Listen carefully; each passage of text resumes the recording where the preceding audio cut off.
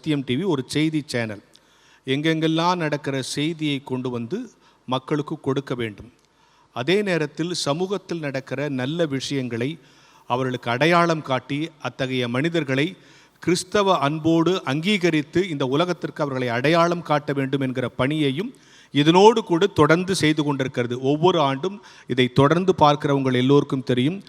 இன்றைக்கும் இந்த நிகழ்ச்சிகளுக்கு கூட ஒரு 3 அவார்டு வழங்கப்பட போகிறது. முதல் விருது பெறுகிறவரை பற்றிய ஏவியை நாம் பார்ப்போம். யார் இவர்? வயதோ 37. அவர் உயிர்ப்பித்த ஏரி குளங்கள் எண்ணிக்கையோ 282. நம் கண்முன்னே அழியும் குளங்கள், ஏரிகள் காணாமல் போன போது கண்ணீரை துடைத்து தண்ணீரை மீட்ட இந்நூற்றாண்டின் வாழும் கலியுலக கரிகாலன் யார் என்று தெரியுமா? வறண்ட பூமியான ராமநாதபுரம் நாராயணன் காவேரி கால்வாயை மீட்டெடுத்தது யார்? புதுக்கோட்டை கவிநாடு கண்மாயை மீட்டெடுத்தது யார்? திருச்சியில் குண்டூர் ஏரியை மீட்டெடுத்தது யார்? திருவள்ளூர் மாவட்டத்தில் காண்டாபுரம் ஏரியை மீட்டெடுத்தது யார்? தஞ்சை மாவட்டத்தில் மட்டுமே அடையாளம் தெரியாமல் குப்பை மேடாக காட்சியளித்த பிக்காட்சியப்பா ஏரி உட்பட 50 ஏரிகளை மீட்டெடுத்தது யார்? இவர்தான் தமிழ்நாட்டின் தண்ணீர் மனிதன் என்ற உயரிய கௌரவம் பெற்ற நிமல் ராகவன். ஓர் அழிவு மற்றொரு ஆக்கத்திற்காக தொடக்க புள்ளியாக மாறியது கஜா புயல். தஞ்சை கொஞ்சம் தஞ்சையை புரட்டி போட்டது. ஓர் இளைஞரின் மனதை மாற்றியது. சீர்குலைந்து கிடந்த நீர்நிலைகளை மீட்க உறுதி பூண்டார் அன்று. தஞ்சாவூர் மாவட்டம் பேராவூரணி அடுத்த நாடியம் என்ற கிராமத்தில் பிறந்த நிமல் ராகவன் பொறியியல் படித்துவிட்டு துபாயில் வேலை செய்து வந்தார். கடந்த 2018ஆம் ஆண்டு சொந்த ஊருக்கு வந்து மீண்டும் துபாய் செல்லவிருந்த நாளன்று கஜா புயல் கோர தாண்டவம் ஆடியது. பாதிக்கப்பட்ட விவசாயிகளின் நிலையை உணர்ந்து அவர்களுக்கு தன்னால் முடிந்த நிவாரண பணிகளை மேற்கொண்டார். விவசாய பாசனத்துக்கும் குடிநீருக்கும் தட்டுப்பாடு இருப்பதை உணர்ந்தார். துபாய் வேலையை தூக்கி எறிந்துவிட்டு பாதிக்கப்பட்ட மக்களுடன் களத்தில் நின்றார்.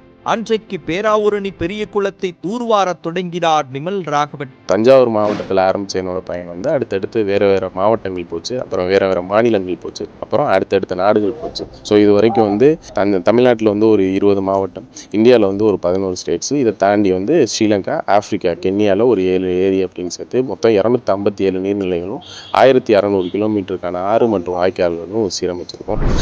குறிப்பாக பார்த்தீங்கன்னா தமிழ்நாடுன்னு இல்லாமல் இந்தியான்னு இல்லாமல் உலகத்திலையும் எங்கெங்கெல்லாம் தண்ணி பஞ்சம் இருக்கோ அங்கெல்லாம் போயிட்டு அதை சீரமைக்கிறது, அந்த மாதிரி வேலைகள் செஞ்சுட்டு இருக்கோம்.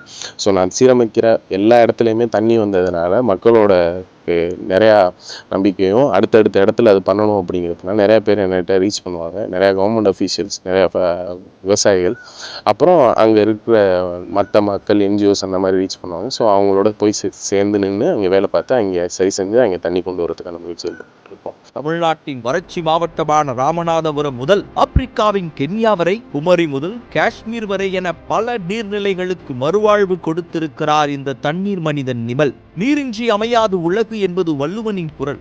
நீர்நிலைகளின்றி அமையாது நீர் என்ற புதிய முழக்கத்தை எழுப்பி மக்கள் மனதில் இடம் பிடித்த நிமல் ராகவன் நீர் மேலாண்மையின் அவசியம், நீர்நிலைகளின் பாதுகாப்பு குறித்து விழிப்புணர்வை ஏற்படுத்தி வருகிறார். நீர்நிலைகளை புனரமைப்பது மட்டுமின்றி அங்கு குறுங்காடுகள் அமைத்து பல்லுயிர்களுக்கு வாழ்விட சூழலை அமைத்து கொடுத்திருக்கிறார். இந்த ஏரி ரொம்பனா ஒரு 4 படிக்கட்டு அளவு தான் மேலே தண்ணி வரும். இந்த ஏரி தூர்வாருன்றனால அந்த கிணத்துல பார்த்தீங்கன்னா தரமட்டமாக அந்த அளவுக்கு வாட்டர் வந்து சர்க்குலேஷன் ஆகிடுது. மழை வந்தால் அந்த தண்ணி தேங்கி இங்கே இருக்கிற சுற்றி இருக்கிற இந்த ஏரி நம்பி இருக்கிற விவசாயிகள் எல்லாம் பயன்படுற அளவுக்கு நல்லா சிறப்பாக செஞ்சு கொடுத்துருக்காரு. இதில் அங்கங்கே பார்த்தீங்கன்னா நிறைய மரங்கள்லாம் திட்டாக வச்சுருப்பாங்க. இதெல்லாம் ஏற்கனவே இருந்ததில்லை. இப்போ புதுசாக இதெல்லாம் வச்சு ஒரு கிட்டத்தட்ட ஒரு காடு மாதிரி வளர்த்துருக்காங்க. இந்த இடம் பார்த்தீங்கன்னா ஒரு 20 அடி ஆழத்திற்கு இங்கே குழி தோண்டி இங்கே இருக்கிற மண்ணெல்லாம் எடுத்து அந்த மண்ணை போட்டு தான் இந்த மாதிரி திட்டுக்கள் வச்சு அந்த திட்டுக்கள் மேலே இந்த மரங்கள் வச்சுருக்காங்க. நிறையா வந்து பறவைகள் வர்றது, பறவைகள் வந்து இதில் வந்து கூடு கட்டுறது, நிறைய செடிகள் வந்து நிறையா வந்து பூக்கள் பூக்குது, நிறையா பட்டாம்பூச்சிகள்லாம் வருது. இதெல்லாம் பார்க்கும்போதே ரொம்ப அழகாக இருக்குது. நம்ம வந்து ஆழ்துணை கிணறு மூலமாக தண்ணி எடுத்துருக்கோம். இப்போ எங்கள் பகுதியில் அதில் வந்து நிலத்தை அந்த குளத்தில் வந்து தண்ணி நிற்கிறனால நிலத்தடி நீர் மட்டம் உயர்ந்து தண்ணி பிரச்சனைகள் இனி வர்ற தலைமுறைக்கு எங்கள் பகுதியில் வாய்க்கால் பகுதிகளில் அந்த ஒரு குளத்தின் மூலமாகவே தண்ணி பிரச்சனை இனி எந்த தலைமுறைக்குமே வராத அளவுக்கு அந்த இடம் நிலத்தடி நீர் மட்டம் உயர ஆரம்பிச்சிருக்கு. இந்தியாவின் அனைத்து மாநிலங்களிலும் கால் பதித்து நீர்நிலைகளை மீட்டெடுத்திருக்கும் நிமல் ராகவன் தற்போது சீரமைத்துக் கொண்டிருக்கும் 282வது நீர்நிலைதான் கடலில் பாதி என்று அழைக்கப்படும் தூத்துக்குடியின் கடம்பா குளம். எங்கெல்லாம் தண்ணீர் இல்லையோ அங்கெல்லாம் நான் இருப்பேன் என்ற வாக்குடன் செயல்படும் நிமல் ராகவனின் மகத்தான பணி மென்மேலும் சிறக்க வாழ்த்துவதில் பெருமை கொள்கிறது சத்தியம் டிவி.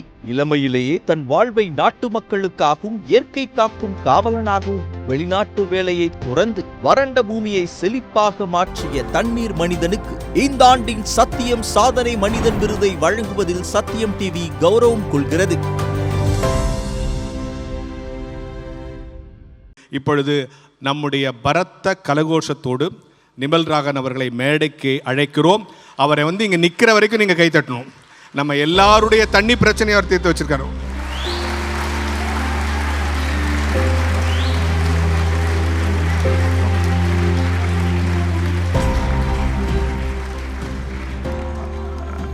நிமல் ராகவன், உங்கள்கிட்ட 2-3 கேள்வி கேட்குற பாக்கியம் எனக்கு கிடைச்சதுக்காக நான் இறைவனுக்கு நன்றி செலுத்துகிறேன்.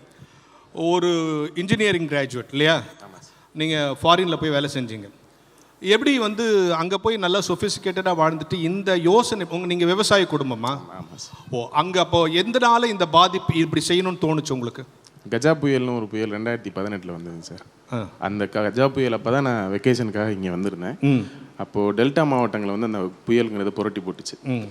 எவ்வளோ பெரிய வசதியாக வாய்ந்தவங்களாக இருந்தாலும் சரி, வசதி கம்மியாக இருந்தவங்களாம் சரி, எங்கள் குறிப்பாக பேராவூரணி பகுதியில் தென்னையை நம்பி தான் நாங்கள் இருந்தோம். நெற்களஞ்சியமாக இருந்த இடம் இந்தியாவிலே தேங்காய் உற்பத்தி பண்ணுறதுல அதிக அளவில் வந்துடுச்சு.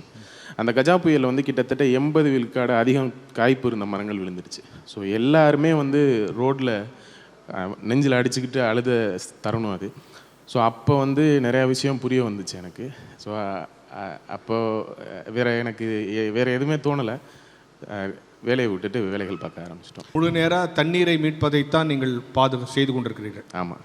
தமிழகத்தின் தலையாய பிரச்சனையாக இருக்கிற உலக புவியியல் ஆர்வலர்களெல்லாம் அடுத்த போர் வந்தால் அது தண்ணீருக்கு தான் வரும் என்று அச்சுறுத்தி கொண்டிருக்கிற நிலையில் ஒரு தமிழன் கென்யா வரைக்கும் தன் அறிவால், தன் புகழால், தன் ஆற்றலால், தன்னுடைய திறமையால் தன் தேசத்தை, தன் மண்ணை காப்பாற்றுவதற்காக பயணப்பட்டு ஜெயித்திருக்கிற நிமல் ராகவன் அவர்களுக்கும் அவர்கள் குழுவினருக்கும் இந்த ஆண்டின் சத்தியம் விருது வழங்கப்படுகிறது என்பதை மகிழ்வோடு அறிவித்து அந்த விருதை வழங்கும்படி சத்தியம் டிவியினுடைய இயக்குனர் ஐசக் லிவிங்ஸ்டன் அவர்களையும் அன்பு அண்ணன் மோகன் சி லாசரஸ் அவர்களையும் அன்போடு மேடைக்கு அழைக்கிறோம்.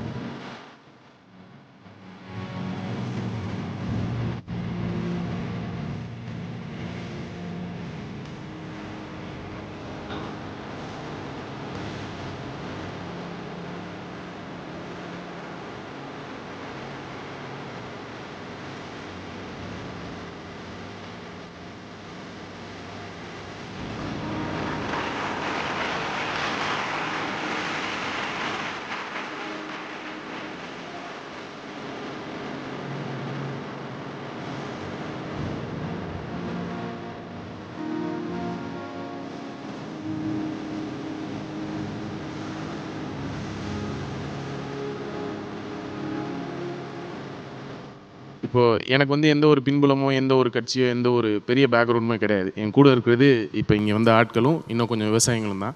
ஸோ என்னாலே ஓரளவு பண்ண முடியும் அப்படிங்கிறப்போ இங்கே நிறையா கனெக்டோடு இருப்பீங்க. ஸோ உங்கள் ஊரில் இருக்கிற விஷயத்த சரி